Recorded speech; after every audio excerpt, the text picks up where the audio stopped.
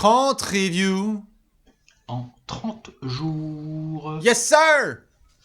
Celtics Pride. Je sais pas si on voit, mais c'est number 0. Si, tout à fait, c'est le 0 d'Enes Kanter. Dennis Canter, ouais. Qui a évidemment pris le 11 en référence au meilleur joueur des Boston Celtics de l'année précédente. Un demi Robert Parrish. Oui, tout à fait, double 0. Vous le savez, nous sommes à Boston. Ce sont les 30 reviews en 30 jours. La série préférée de votre joueur préféré, même s'il est confiné. On n'oublie pas de bien se laver les mains. Allez, on tient bon là dans ce confinement. Alex, ça va le faire, hein, on va sortir de ce merdier. Ça va le faire, bien sûr, ça va le faire. Bien sûr, tant que les gens restent chez eux. Il faut juste être patient. C'est ça, il suffit de rester patient. Et vous le savez, on a plein de choses à dire sur cette review des Boston Celtics. Vous nous envoyez à chaque fois plein de messages et on vous en remercie. Nous sommes dans le haut du panier, dans les équipes de l'Est qui étaient attendues vers le mois de mai, même la fin du mois de mai pour certains. Ça y est, on commence à y rentrer. Et donc, installez-vous peinard. Alex, on va commencer, comme chaque vidéo, avec un coup d'œil dans le rétroviseur. Exactement, une saison de Boston qui se joue sur 64 matchs, 43 victoires pour 21 défaites. Le mot d'ordre, c'est le suivant, même s'il y aura plein de choses à dire. What a difference a year makes, hein? Putain, wow, entre la saison précédente et celle-ci, on a quand même bien plus pris son pied dans Beantown. Bah, tout est meilleur, tout. Les résultats sont meilleurs. La manière... incomparable, la manière, l'attitude, l'ambiance dégagée, t'es d'accord? Bien sûr. L'impression dégagée. Bien sûr. Tout est mieux, tout va mieux. Tout à fait. Et puis en plus, t'as l'ascension de certains jeunes en plus. Bien sûr, en plus. Tout à fait, il y a plein de choses à faire. Le nettoyage a été fait par Danny Ainge et Brad Stevens l'été dernier. On avait hâte de voir ce que ça allait pouvoir donner avec ce nouveau groupe, Kemba Walker, qui entoure la jeunesse. Eh bien, on commence tout de suite avec 10 victoires sur les 11 premiers matchs. Gordon Hayward qui retrouve aussi son rythme malheureusement avant de se reblesser. Ouais, petit à petit, ouais. On a quelques belles petites performances. Les prémices déjà de ce que Jaylen Brown notamment peut montrer sur 2019, fin 2019, où Jaylen Brown fait des grosses performances à San Antonio, notamment où il a été très très fort. On a eu le match de Noël, notamment à Toronto, où Jaylen Brown pareil a fait du taf. Il a été régulier, Jaylen. Il a été très très bon des deux côtés du terrain. C'est lui à la base qui prend vraiment pas mal de place médiatiquement. On en avait fait des apéros sur savoir qui allait devoir représenter les Celtics au All-Star Game. Tout à fait. Et puis, bon... L'intégration de Kemba Walker, t'en as pensé quoi? Enfin, l'arrivée de Kemba Walker. Absolument parfait. Alors, avec tout le lot, pas mal, hein? tout à fait. Après, avec tout ce que représente Kemba Walker, c'est-à-dire, comme d'habitude, des petits pépins physiques. Hein, ouais. Toujours un petit truc au genou ici ou là, toujours un petit problème. Ça peut arriver avec Kemba. Pas plus que Kyrie, hein? Non, bien sûr. Mais avec le lot qu'il représentait, moi, j'ai trouvé son intégration très bonne. C'est le Doliprane officiel de la NBA. Les Hornets se sont délectés de sa présence dans le vestiaire pendant des années. Et Boston est passé de Kyrie Irving à Kemba Walker, en gros de la nuit au jour, quoi. J'ai envie de dire. En termes d'ambiance, ouais, visiblement. Ouais. Et puis production de All-Star. C'est-à-dire qu'il y a ce que tu apportes dans le vestiaire et puis la saison de Kemba. 20 points, 5 passes, 4 rebonds, c'est ça. 38% de loin. Non, c'était très propre. Quoi. Et quand il le faut, parfois des performances genre, allez, boum, 40 pions, c'est parti, c'est pour Mimi. Tout à fait. Capacité à se mettre en retrait quand il faut, donc non, super. Exactement, cette capacité à être là où il doit être, quoi. C'est ça. Donc, c'est-à-dire le lieutenant de Jason Tatum, quoi. Et alors, impossible de faire évidemment cette review sans le passage, en fait. Ce qui va être peut-être l'élément le plus incroyable de cette saison de Boston, c'est le post All-Star Game. Et vraiment, la suite à l'annonce des All-Stars, où Jason Tatum va vraiment avoir un déclic. La franchise de Boston va avoir un déclic. On découvre en fait un Tatum qui, maintenant qu'il est accepté dans la cour des grands, joue comme une superstar. Qu'est-ce qu'il est fort. Franchement, il est fort. Mais tout à fait, on vient de faire la review hier des Nuggets où on parlait du fait qu'il n'y a jamais eu vraiment de doute sur le talent de ce garçon. Mais c'est le déclic qu'on attendait. Il a 21 ans en plus, non? Il n'a pas que 21 ans, lui? Oh, Tatum, il doit avoir... De toute façon, on dit ça depuis qu'il arrive en NBA. Tu sais qu'il n'a que 19 ans. 22. Il a 22. Il a 22 piges, monsieur Jason Tatum. Et il joue comme un mec de 37. C'est fabuleux ce qu'on a vu sur ce mois de février. Incroyable. Ah, magnifique. Des performances énormes, de la belle régularité. Et des progrès dans le jeu. Exactement. C'est-à-dire que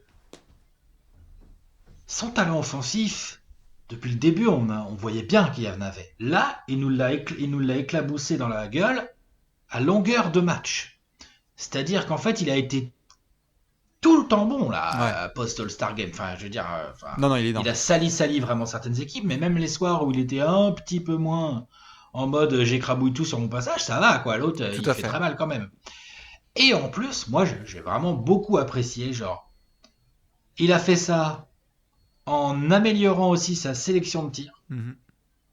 Il a fait ça en étant très présent au rebond, souvent utilisé en ailier fort.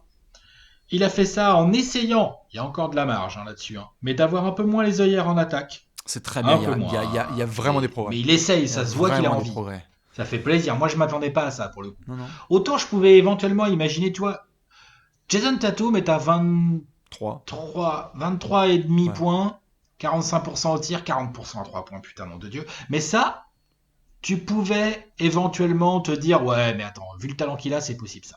Par contre, 7 rebonds et 3 passes autour, ça, franchement, c'est vraiment du gros bonus. Tout à fait, surtout qu'il y a évidemment les chiffres, il y a ce qui se passe dans le jeu, c'est-à-dire que Jason Tatum aussi crée des décalages, est conscient des décalages qu'il crée, et donc derrière a des hockey assists, c'est-à-dire que quand tu es Jason Tatum, tu crées des rotations dans la défense adverse parce que ça y est, sur le scouting d'en face, les mecs ils sont terrorisés par les lettres TATUM.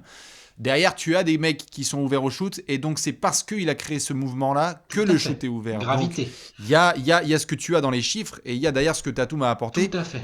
On ne parle même pas, par exemple, de la provocation de lancer. C'est un joueur qui, par exemple, était un peu moins aussi dans des finitions plus régulières à l'arceau.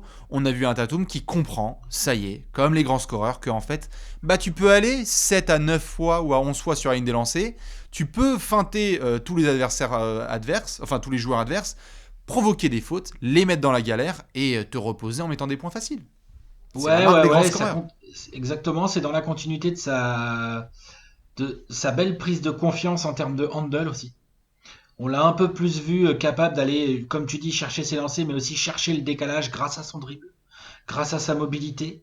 Comme il est déjà très fort sans ballon, il est en train de devenir très très fort avec le ballon.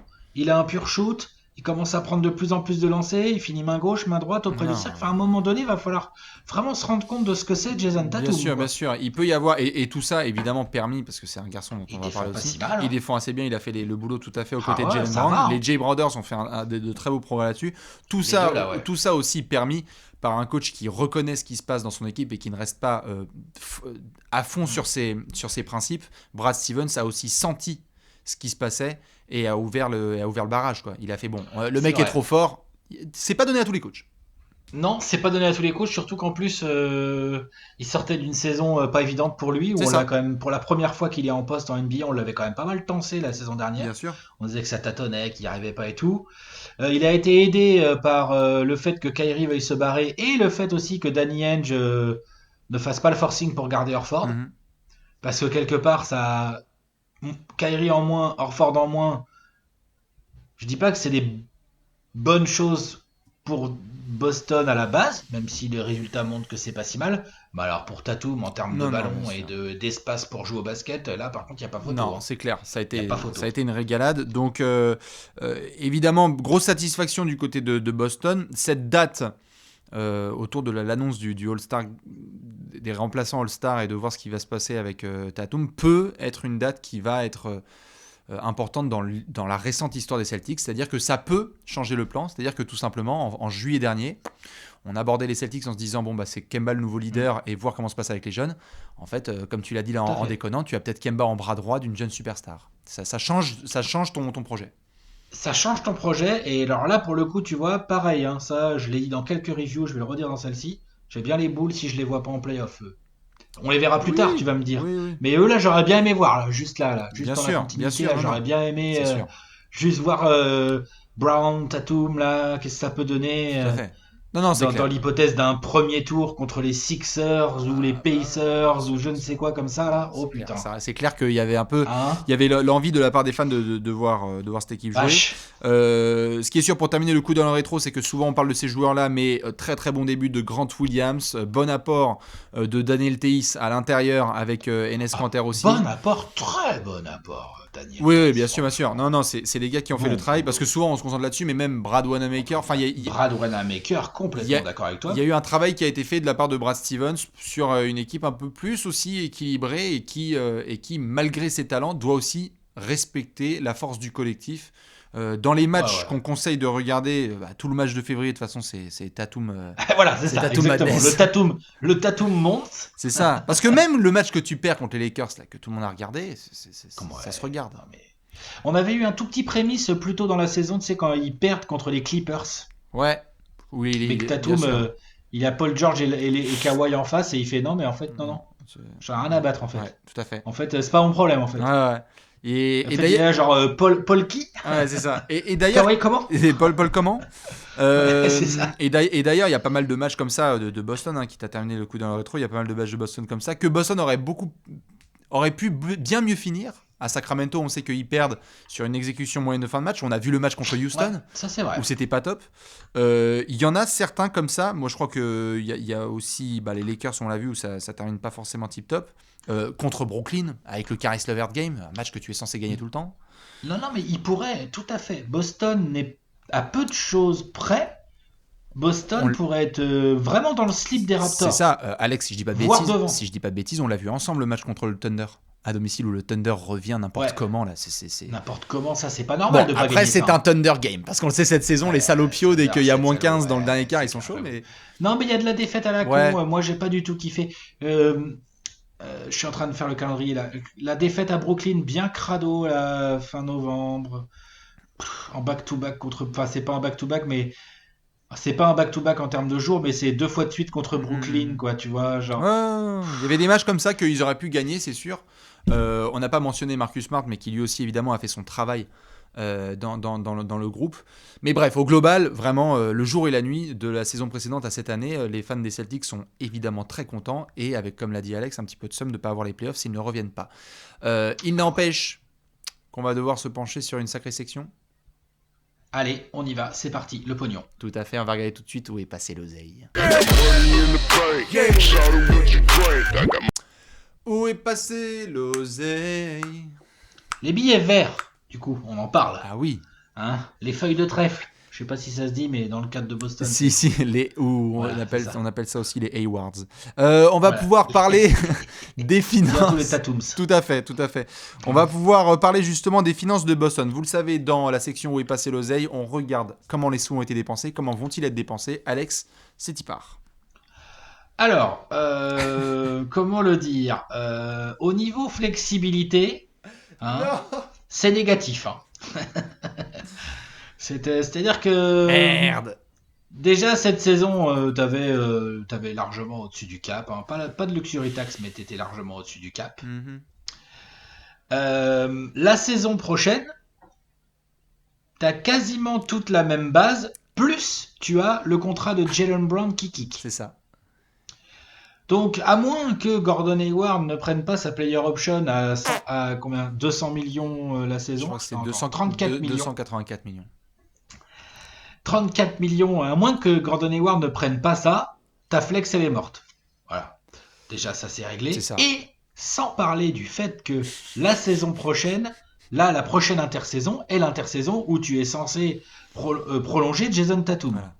Donc, je vais le faire simple. C'est pas que tu es censé prolonger Jason Tatum, c'est que tu vas chez Jason, tu frappes à la porte, le mec il ouvre, tu lui donnes son offre de contrat max et tu repars. L'autre il signe, il te la renvoie. Voilà, c'est ça la prolongation de Jason Tatum. Il doit y avoir zéro discussion là-dessus, ça doit être offert avec un paquet de Pringles. Sauf que du coup, en faisant ça, tu abandonnes toute flexibilité jusqu'en au moins 2023. Alors, oui. Bref, ton noyau, il est là. Tes gros salaires, tu les connais. Bien sûr. Il y a un jeu de domino. Vas-y. Disons qu'après, quand Hayward s'y prend sa player option, Après, l'année d'après, il est agent libre, tu re-signes pas a priori, tu vois, et tout. Oui, Enfin, oui. pas à ce prix-là en tout cas. Sauf que là, ce sera l'année où Tatum kickera. Tout à fait. Donc en fait, tu remplaceras toujours un gros contrat par C'est un ça. gros contrat là. C'est Pour ça. Il y a un l'instant, jeu, pendant pas mal il y a d'années. un jeu de domino qui fait que en fait là t'as Hayward et Brown qui vont avoir les gros salaires des Celtics. Après ce sera Brown et Tatum. Bon, Et t'as Walker. tout à Walker, fait. il est là aussi. Hein. Kemba Walker, évidemment. il est pas au SMIC. Tout Hein. à fait. Ça prend la place. Comme on le dit, il est pas du tout au SMIC. Hein. Non, Non, non. non, c'est sûr. Il a pris un gros contrat sur la free agency. C'est ce qui permettait notamment la saison des Celtics cette année. Un point sur les finances, un point assez intéressant. On a été, nous, les premiers à voir la news Jaylen Brown. On fronçait des sourcils. Au final, quand même, GG Boston. Pas trop de problème en fait avec ce contrat.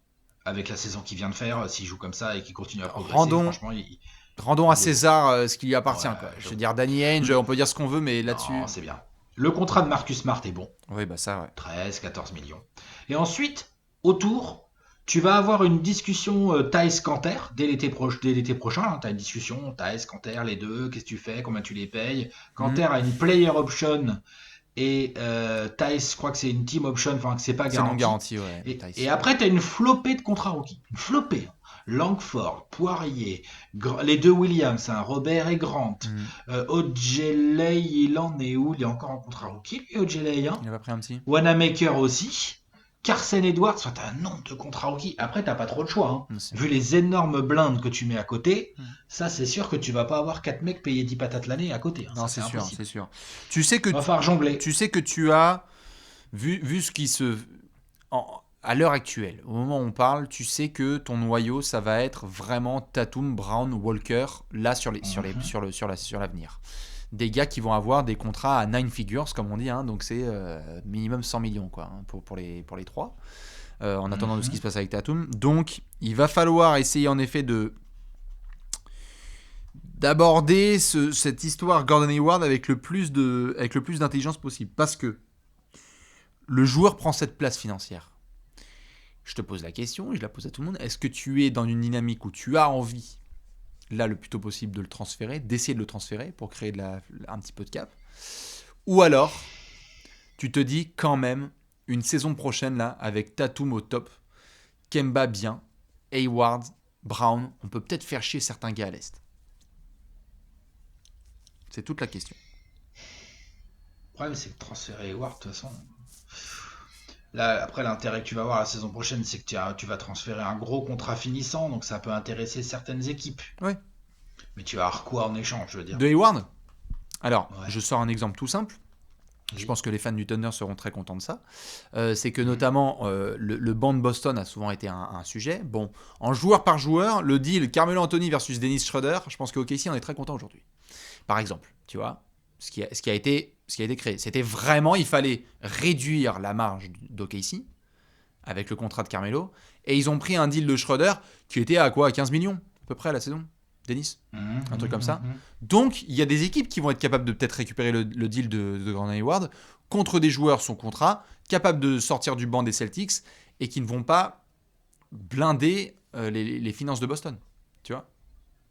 D'accord. On peut essayer certaines pistes. J'essaie de voir des joueurs qui sont pas mal, qui sont bien payés et que tu peux aller chercher, un peu mécontents, donc tu vas dans le bas du tableau.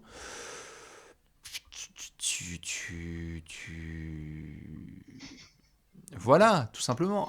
Ouais, hein. Non, mais attends, j'arrive en courant. Quel poste? À l'intérieur, alors? À l'intérieur, non? Ouais, pas forcément, mais ouais, pourquoi pas. Drummond? Non, là, c'est too much. Il va prendre une blinde cet été. Ou Il sa va player prendre une option. blinde, oui. Enfin, je veux dire, c'est un peu... Bah, sa player option, elle est quand même moins élevée que celle Hayward. Hein. Non, tout à fait. Ça, c'est une réalité. Tout à fait. Après, tu peux aussi aller voir, je sais pas, est-ce que tu vas aller voir les Spurs pour demander des jeunes ténors? Venez. C'est pas vraiment un poste dont tu as besoin. Hein. Non, c'est pas un poste dont tu as besoin, mais par contre, tu crées cette flexibilité quand même financière, parce on libère quand même du cap. Il y a, en tout cas, c'est juste ce modèle que moi j'ai bien connu entre Atlanta et OKC, il y a quelque chose à faire. Orford.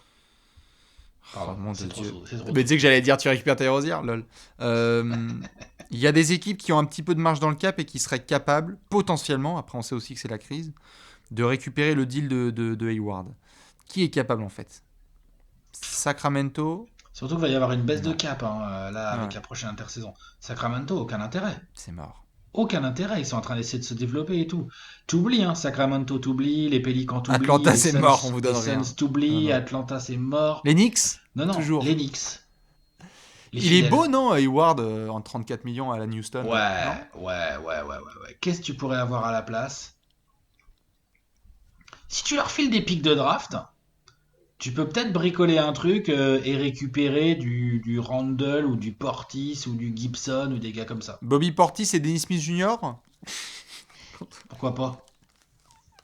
Mais pourquoi pas? Si ça te permet de dumper un peu de salaire du côté de Boston, moi je crois que tu peux sportivement te passer d'Hayward. Non pas qu'Hayward n'est pas le niveau ou quoi, moi je pense que c'est un très bon joueur à avoir dans un collectif. Il est capable de faire beaucoup de choses et tout, mais genre...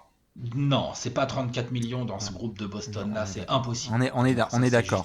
De toute façon, le nettoyage de ce qui était précédemment a été démarré. Au revoir Kyrie, au revoir Rozier, au revoir Horford. Le prochain sur la liste, c'est Hayward. C'est Hayward. C'était censé être le bras droit de Kyrie Irving. Surtout avec le niveau qu'a Tatum. Tout à fait. Et Brown. Non, mais bien sûr. C'est devenu obsolète. Bien sûr. C'est ça, c'est-à-dire que la question, c'est plus genre... Est-ce que tu joues avec Hayward titulaire ou avec Marcus Smart, quoi? C'est plus du tout autour de Tatum et Brown, quoi. Donc en tout cas, sur les finances, c'est un souci. Sur les finances, ça va être intéressant à suivre. Gordon Hayward, dites-nous ce que vous en pensez et à garder dans un coin de la tête tout à fait la situation à l'intérieur. Canter, Thaïs, comment ça se passe? Qu'est-ce que tu fais? Qui tu gardes? Exactement. Robert Williams, qu'est-ce que ça vaut vraiment? Qu'est-ce que t'en fais de son contrat rookie? Grant Williams, enfin, les intérieurs, c'est quand même le poste un peu faible de cette équipe de Boston, même s'il y a des joueurs corrects, c'est quand même le poste faible un peu. Non, c'est sûr et certain. Dans tous les cas, il y a un travail de domino à faire. On sait qu'on peut compter sur Danny Ainge pour ne pas ramener le Bringstruck à n'importe qui. Nous, Alex, on va devoir enchaîner sur une belle section. Il y a un beau bureau à aller visiter. Eh oui, allez, c'est parti, le bureau de Stevens. C'est l'heure du point tactico-technique.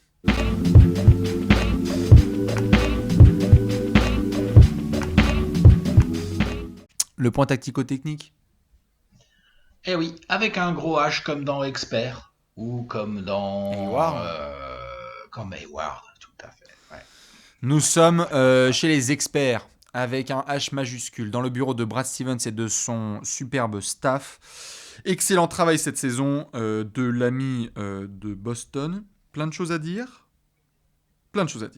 Déjà, dans le jeu, ils sont très bien situés. Bon, au-delà des ratings, mais dans le jeu, on a retrouvé le Steven. Les ratings sont excellents, on peut en parler. Tout à fait. Les ratings sont excellents, mais je vais te laisser la parole sur les ratings. Juste avant ça, ça y est, on a retrouvé le Stevens Basketball, quoi.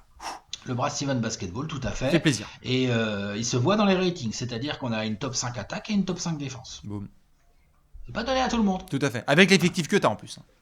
Exactement. Alors après, l'effectif que tu as, c'est vrai que tu as quand même Kemba Walker et Jason Tatum qui sont des attaquants élites. Tu as Brown qui a montré des trucs en attaque vraiment très très très sérieux. Tu vois. Tu ajoutes à ça un bon mouvement de balle et des role-players autour qui savent ce qu'ils doivent faire, forcément tu as une bonne attaque. Oui. Pour la défense, moi, tout à l'heure, tu vois, on parlait de Tice, je trouve que Tice... Non, mais il a été énorme cette saison, faut arrêter. Ouais, franchement, il a fait une putain de saison. Putain de saison. Et après, t'as toujours les mêmes, quoi. Je veux dire, Brown en défense, il est sérieux. Marcus Smart, voilà. Et Tatum Walker, bon, c'est pas de l'élite, mais ça va. Non, c'est pas minable. C'est tout à fait. Et puis ça comprend le jeu, ça fait ses rotations, ça se bat un minimum, c'est là sur les lignes de passe. Enfin, tu vois, tout ça mis bout à bout. Plus, j'ai même pas prononcé son nom, mais quand même, Hayward, ça reste un joueur complet, intelligent. Qui a fait des gros matchs. Qui va pas que ce soit en attaque ou en défense, il va pas te niquer ton plan collectif. Non, c'est un joueur intelligent, Hayward. Tout à fait. Non. Ça c'est important. Tout à fait. Ça a été hyper satisfaisant de retrouver le Stevens Basketball. On vient d'en parler là dans les chiffres, c'était pas mal. Il y a cette force, cette balance entre le collectif et l'individuel, c'est-à-dire fuck, on a besoin d'un bucket, bon let's go, et Walker et Tatum, comme tu le disais, des attaquants élites.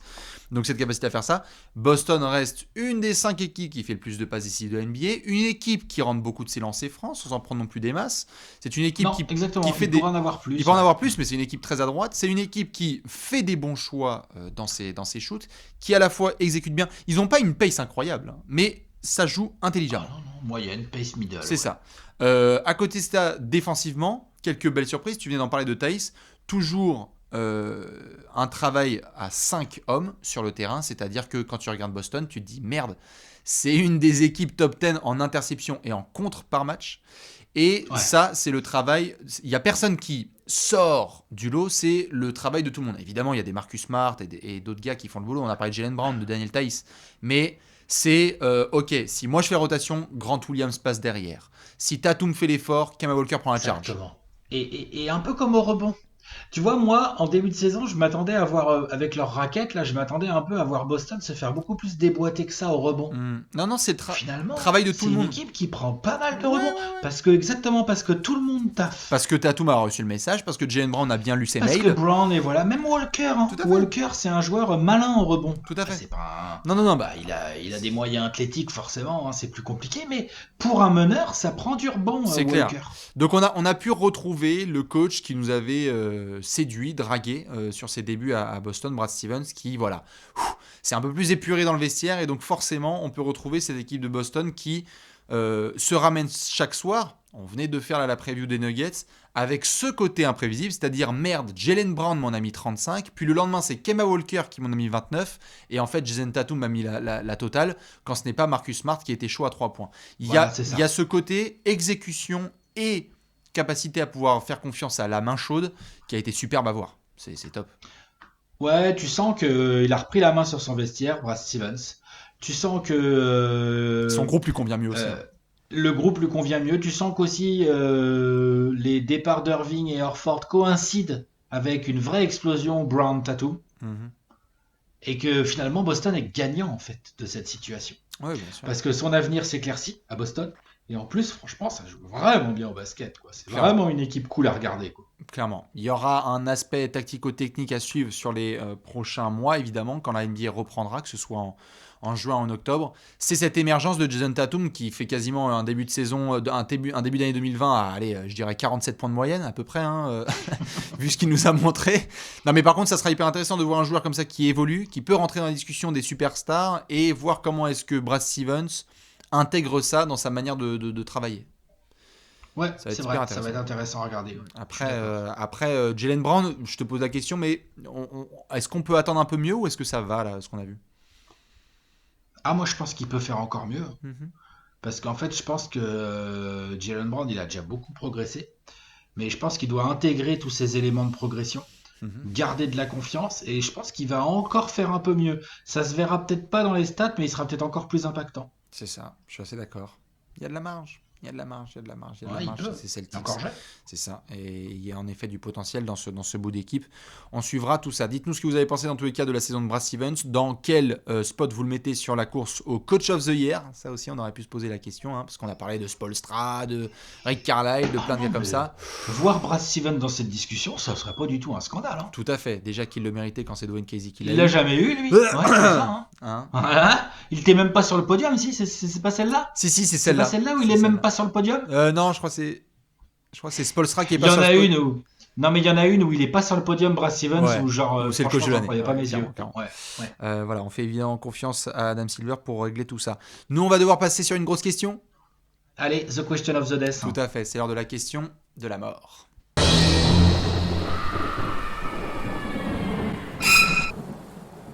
La question de la mort. La pregunta de la muerte. Ouais. Tout à fait. Boston. Vous êtes en ASMR avec l'équipe de Trash Talk. On va pouvoir se faire une grosse question de la mort avec nos amis les Celtics. Vous le savez, sur chaque franchise, on se penche sur une grosse interrogation et on se demande que serait-il passé si Isaiah Thomas a été prolongé ? Non, pas du tout. Ce n'est pas la question de la mort. La question de la mort, c'est quand on voit cet effectif, quand on voit toutes ces promesses et cette saison qui a été très chouette. Est-ce que tu joues la bague ? Comment tu joues la bague ? Et comment hiérarchiser tout ce qui vient de se passer pour aller jouer la bague ? Parce que quand tu es à Boston, j'adore la patience, tout ça, mais Danny Ainge, il n'est pas là pour la loterie, frère.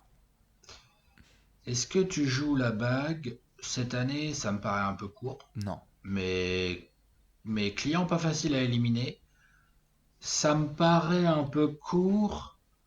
Parce qu'on en a pas mal parlé autour d'Hayward, il y a un truc à trouver. Et peut-être qu'il y aurait moyen de pas avoir Hayward ou d'avoir un Hayward à moins cher et d'avoir un intérieur de plus costaud. Oui.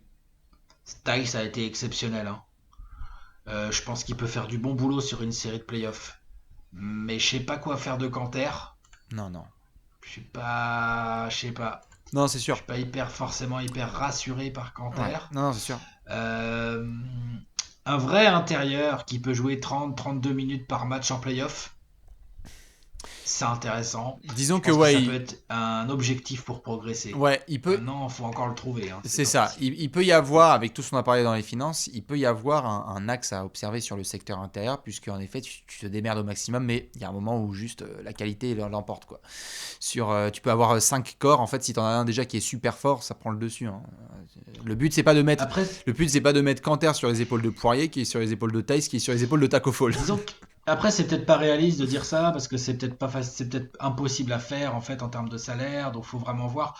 Est-ce que la question c'est est-ce que cet effectif-là avec le temps, puisqu'on a vu Tatum, franchement, il va progresser encore, hein, je pense. Oui. Et moi, je pense que Brown va progresser encore. Oui. Walker peut jouer encore comme ça à un moment. Oui. Il est fort, Walker. Oui. Donc, tu as déjà 3 joueurs, c'est sérieux, quoi. On dit, ouais, il faut des stars. Bah là, tu as 2 joueurs All-Star, plus un qui était dans la discussion. Mm-hmm. Donc, bon.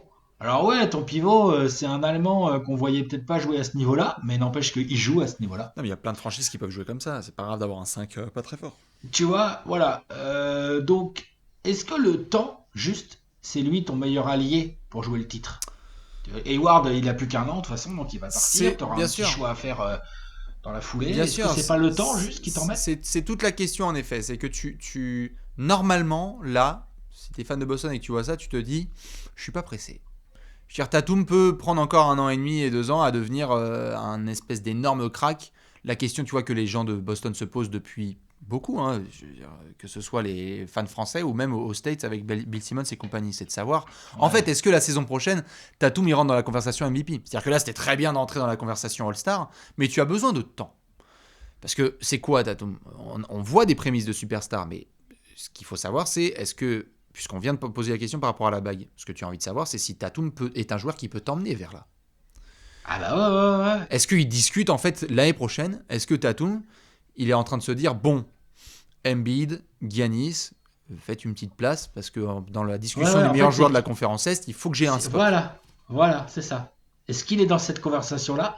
Est-ce que quand on classe les ailiers, on est là, on fait attends, c'est Paul George ou Tatum? Tu mets qui le plus haut, tu vois? Il y a de ça aussi, tout à fait. Et donc, les fans des Clippers ne crisez pas. Et donc, pour te répondre à ta question qui est intéressante, c'est oui, je pense que le temps joue pour Boston, mais est-ce que le temps les emmène forcément vers le titre? En fait, oui, et même... Est-ce que Danny Ainge est un homme qui va accepter cette phrase? Est-ce qu'on est d'accord que nous, on peut dire il faut être patient sur le pouf? Et est-ce que Danny Ainge est capable de dire ça? Il l'a été en accumulation de pics et en prenant des bons choix, etc. Et donc, je pense qu'il sera capable de... Il a été. Mais après... Ah oui, carrément. Mais après, il y a un moment où tu ne peux pas uniquement faire des bonnes régulières et buter en demi ou en finale de conférence. C'est pour ça que je te dis que là, j'aurais bien aimé aller les voir en playoff, ce groupe-là. Oui. Pour jauger l'importance réelle de Gordon Hayward. Parce que tu vois, Gordon Hayward, on l'a pas mal critiqué dans cette review. Entre guillemets, pas vraiment le joueur, plutôt le joueur que c'est par rapport au contrat qu'il a maintenant et tout. Mm-hmm. Il n'avait pas été pris pour être un role player à Boston. Hein. C'est un role player plus, hein, attention, hein, mais tu vois ce que je veux dire. Mais peut-être qu'avec des playoffs, on aurait fait c'est quand même bien utile, Gordon Hayward, tu vois. Oui. Parce que lui, il a de l'expérience. Bien sûr. Il est déjà allé en playoff. Et lui et Walker sont peut-être les deux qui auraient pu montrer un peu le chemin à des Tatum et des Brown qui auraient fait parler le talent. Donc c'est pour ça que c'est un peu dommage de possiblement pas les voir en playoff. Maintenant, Danny Ainge, pour en revenir à lui, de toute façon, je te dis, à part dumper et bricoler un transfert que je trouverais chelou autour d'Hayward, je vois pas trop ce qu'il peut faire. En fait. Moi non plus. Je privilégie aussi la patience. Et Danny Ainge l'a montré qu'il était capable de l'être à certains moments. On sait aussi que c'est un stratège qui a connu aussi ce qui s'est passé en 2008, hein, toutes les décisions qui ont été prises, à un moment de faire jackpot, de dire genre bon bah merde, on est coincé, bon bah en fait on a un pire, c'est en fait il va avoir se démerder pour trouver un gros transfert et lui mettre un autre All-Star et lui mettre un autre All-Star. Tu as envie de savoir quel est le plafond de Jaylen Brown, dans quelle discussion on peut aller Tatum, tout à fait. C'est peut-être, et moi je veux bien les avis des fans de Boston là-dessus, mais c'est peut-être l'occasion de prendre le temps et d'apprécier. en fait, ce qui peut se développer à Boston. Ouais, et puis il est là le projet de Danny Ainge. Je veux dire, Danny Ainge, il a accumulé les pics de draft comme un grand malade. À un moment donné, on lui a reproché de pas oser des moves et de pas mettre le pognon là où il fallait pour passer les caps, Tout à d'accord? fait. Parmi tous les pics de draft qu'il a cramé, il y a quand même dedans Tatum, Brown et Marcus Smart. Ça va, c'est pas dégueu quand même, Tout à tu fait, vois? ouais. C'est des bons joueurs bien Bien draftés. sûr. Ensuite, il y a quelques années, il a mis la blinde sur Gordon Hayward dans la free agency. On a fait, waouh, ok, il l'arrache, ok, le projet Hayward avec Stevens. Ouais, Hayward, c'est un Brad Stevens basketball player et tout. Le mec a joué 5 minutes et il s'est mis la cheville à 90 degrés. Qu'est-ce que tu veux que je te Bah, dise?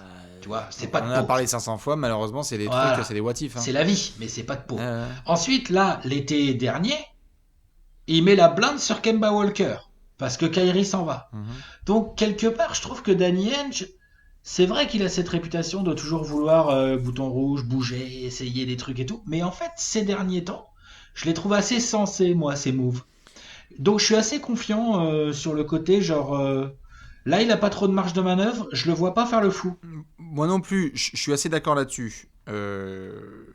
On va leur donner du temps. À lui, aux joueurs. Et c'est ce qui va rendre, je pense, les prochains mois et prochaines saisons assez excitantes parce que c'est tout le temps cette histoire de monter en température. Les gens ont envie de voir en fait Tatum où est-ce qu'il peut t'emmener. Si ça se trouve, là, la saison prochaine, tous les matchs de Tatum contre les superstars, ce seront des must-see TV. On va se dire genre putain, yes, c'est un top pick TTFL. Tu vois, ça se trouve, on va dire à chaque fois Tatum, ça y est, c'est parti, let's go, il apporte tout ça.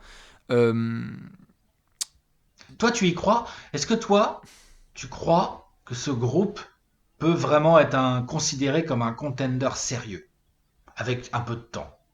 Tatum a 22 ans, Brown il a 23-24, Marcus Smart il doit encore être à 25-26, même Hayward et Walker, hein, ça a tout juste 30 piges, hein. Enfin tu vois, ça va quoi. En fait, oui, je pense qu'avec le temps, ils sont capables d'être contenders. Ils me font penser à des bases d'une équipe avec là ce qui s'est passé avec Tatum, c'est assez incroyable. Donc ça me laisse avoir de l'espoir pour la suite. Moi, ça va être surtout.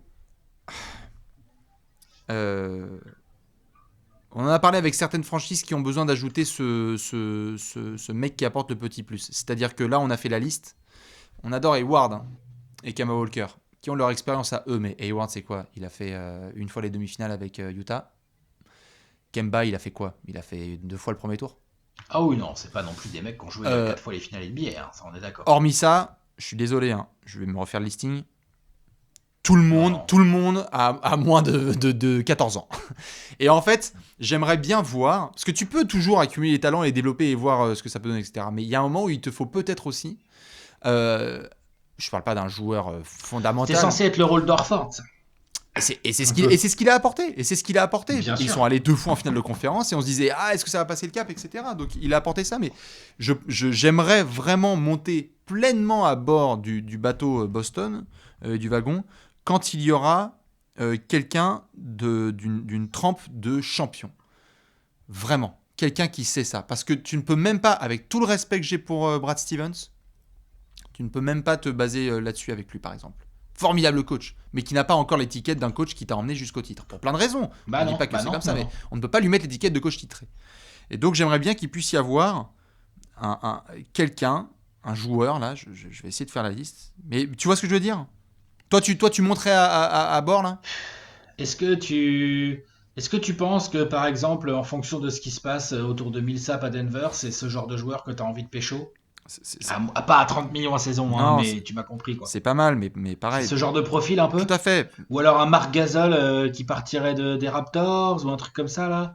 Un Marc Gasol qui viendrait faire une pige à pas trop cher à Boston? Tristan. Voilà, on est en train de faire rêver. On est en train de faire rêver les fans là. Tristan. Tristan, ouais. Alors je sais le J'ai des personnage. doutes Non, sur son leadership. j'ai des doutes aussi sur le leadership, mais par contre, s'il y a bien un truc qui rentre, c'est que ça bosse dur, et ça fait 4 finales de suite. Et ça, c'est sur le CV, c'est intouchable. Hmm. Et donc, il sait aussi par quoi il faut passer. En fait, je Tu parle de préfères ce pas jeu. Marc Gasol? Hein?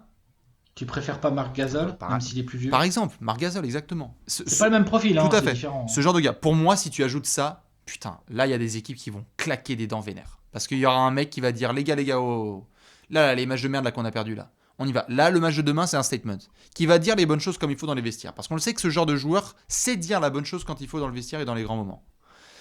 C'est là que je monterais vraiment personnellement à bord du bateau Boston.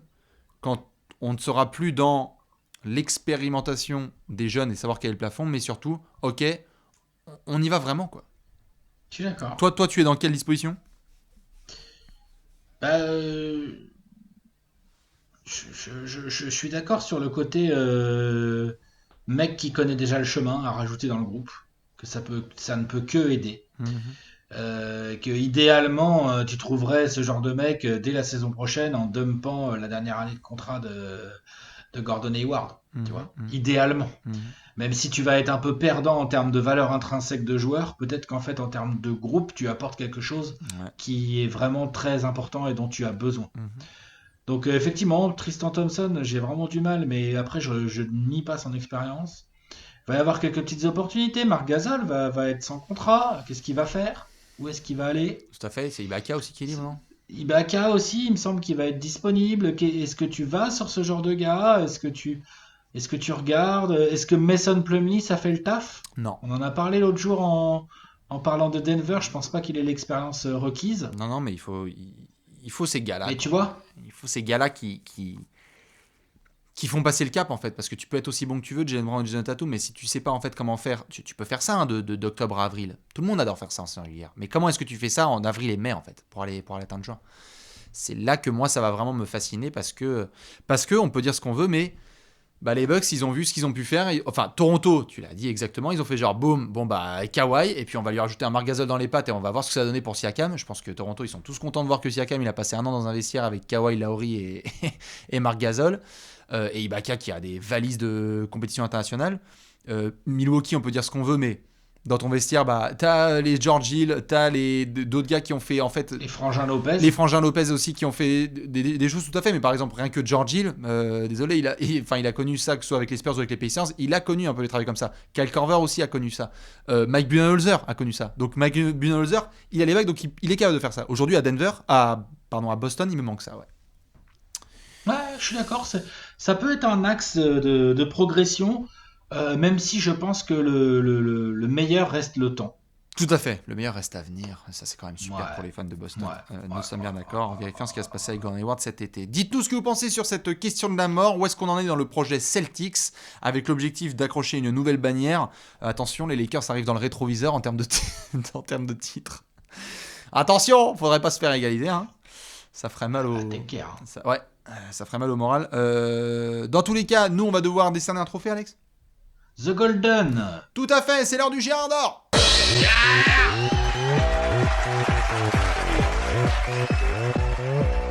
Le Gérard d'Or, le Gérard d'Or. Alex, spatule time.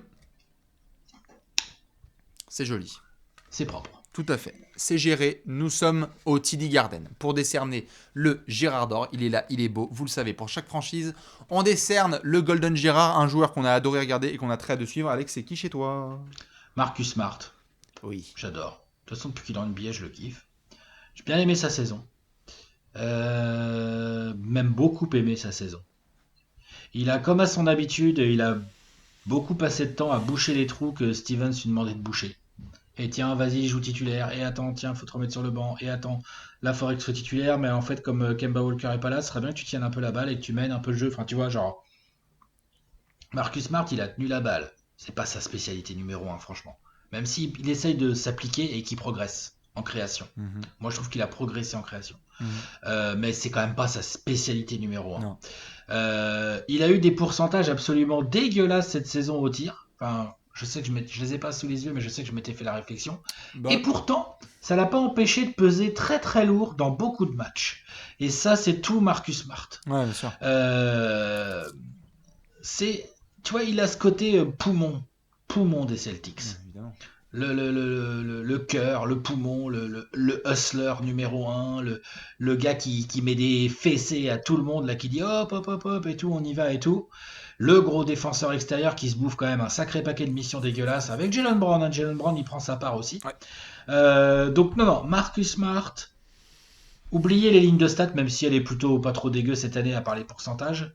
Regardez ce qu'il fait quand il est sur le terrain. Regardez le nombre de missions différentes qui lui sont confiées. Tenir la balle, défendre, shooter, machin, sans ballon, avec ballon. switcher, enfin bref, mettre des coups de gueule, rentrer dans la tête de l'adversaire, enfin bref, il a beaucoup de missions. C'est vraiment un.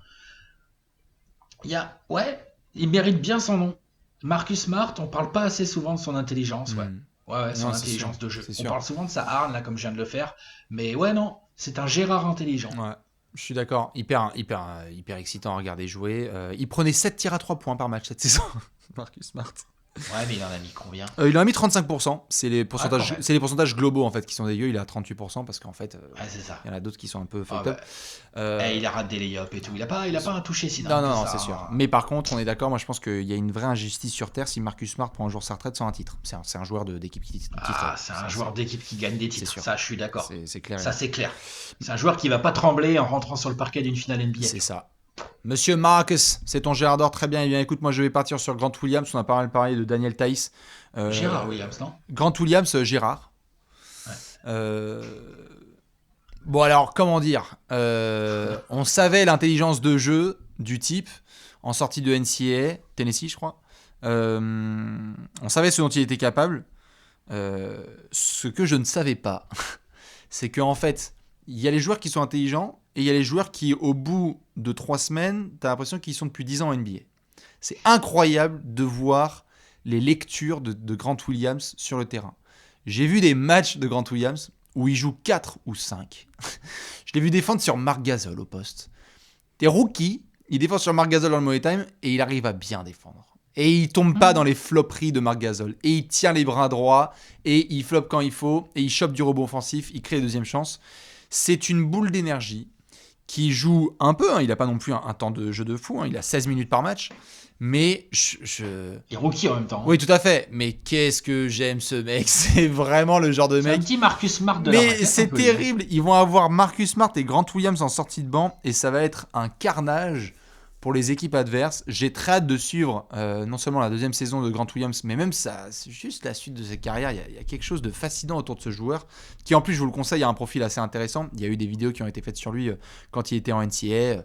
Enfin, je veux dire, c'est limite, on est sur le philanthrope, il sait jouer du piano, il parle 18 langues. Enfin bref, on est sur ce genre de profil assez atypique. Et puis, attends, je vérifie. Grant Williams, ouais, c'est ça, il fait 1m98, il joue 4. Ah, il est pas grand. Il fait 1m98, il joue 4, et n'importe quelle mission, il va la prendre. Costaud, par contre. Oh, on est costaud, on adore le self. On a un postérieur bien rebondi pour aller pour les boxer rebond. Non, c'est relou. Il fait pas 92 kilos, quoi. Tu vois, il a la taille d'un arrière, mais il fait vraiment le poids d'un ailier fort. C'est ça. Tu contournes Grant Williams avec Uber, avec l'application.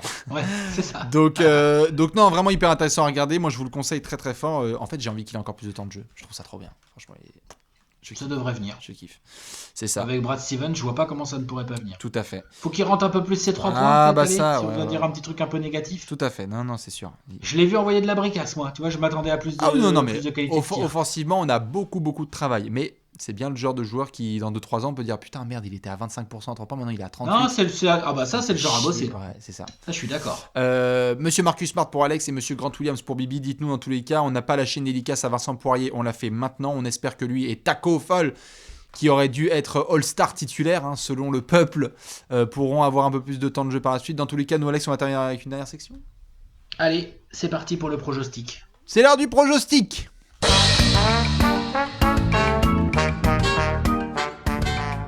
Projostic time. Ouais. Avec un gros K, bien sûr, le projostic comme dans Kemba. Tout à fait. C'est toujours une compression entre projection et pronostic, tout ça, on va vous dire l'avenir. Exactement, 24 secondes pour Alex, 24 secondes pour Bibi, nous faisons la liste des courses. Allez-y, que vous soyez fan de Boston ou observateur de cette vidéo, tout simple, sans affiliation à une franchise, on va pouvoir en parler. Alex, est-ce que tu es prêt ? Ouais. Magnifique, 3-2-1, Walter McCarthy. Si ça reprend, j'en ai envie pour Boston, j'ai envie de voir en playoff comment ils vont évoluer, mais bon, plus on avance, peut-être moins c'est probable, on verra. Et si jamais on doit filer direct à l'horizon 2020-21, je pense que le temps est la meilleure arme dont doivent se servir les Celtics. Je pense que Jason Tatum va devenir un vrai bijou de joueur de basket qu'il faut construire autour de lui, et il y a déjà pas mal de pièces. Donc moi, Ouais, moi je suis assez confiant, les Celtics, c'est bientôt un gros contender. Boum, 32 secondes. Mot pour mot, c'est bientôt un gros contender. Vous l'avez entendu, hein, fan de Boston. Ouais. Attention, attention. On va voir ce qui se passe à Toronto et Milwaukee et ils vont prendre la suite, comme on dit. Je vais essayer de faire aussi bien. Allez, c'est parti. 3, 2, 1, top chrono. Félicitations aux Celtics, hein, c'est bon, et on a sorti le cauchemar de l'année dernière. Ça fait plaisir. Et félicitations aussi à avoir su s'ajuster en cours de saison. C'est rare d'avoir des franchises qui vivent une telle transformation d'un joueur. Ce qu'on a vécu avec Tatum, c'est quand même pas quelque chose qu'on voit tous les jours. Très hâte de suivre tout ça. Comme tu l'as dit, la patience, c'est super. Je l'ai dit, dans la question de la mort, il me faut un joueur qui connaît le mois de juin. Le jour où ça arrive, là vraiment, je pourrais parler de Boston avec des caps lock et un mégaphone. Jusque-là, on va juste observer les mixtapes de JT et de Jay Brown. Voilà. Bien. Voilà pour nos amis les Celtics. Fans de Boston, dites-nous ce que vous avez pensé de tout ça, en espérant que Tommy Heinsohn va bien avec Brian Scalabrine, notamment. Nous, Alex, si je dis pas de bêtises, on se retrouve demain. Ouais, exactement. Demain, on va chez... comment il s'appelle Ah mince, je me rappelle plus de son nom. Ah mince. Ah oui, Doc Rivers. Wow, ok, on retourne à Boston. Allez, des bisous, à demain. Ciao.